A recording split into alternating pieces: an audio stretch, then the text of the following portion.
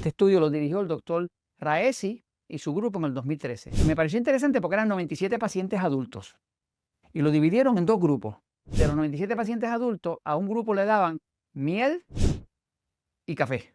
Y al otro grupo solamente prednisona, una forma de cortisona. Lo que encontraron fue lo siguiente. El grupo que estuvo recibiendo miel con café, en una semana, usando una dosis de miel con café, había reducido la tos 90%.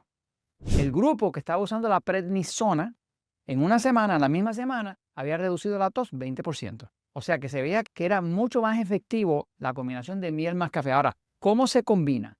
Pues toman, por ejemplo, 4 cucharadas de miel más 4 cucharadas de café. Café colado. La dosis que estaban usando en este estudio era una dosis de una cucharada cada 8 horas. Quiere decir que en un día completo usaban 3 cucharadas. Pero es 3 cucharadas que era mitad miel, mitad café. No le estoy diciendo con esto que nos vamos a meter en el campo de los doctores. Solamente estoy compartiendo con ustedes una información educacional que tiene que ver con el efecto que tiene la miel y el café sobre una tos seca persistente. Suscríbete ahora a Metabolismo TV y mejora tu salud con las recomendaciones del libro El poder del metabolismo de Frank Suárez.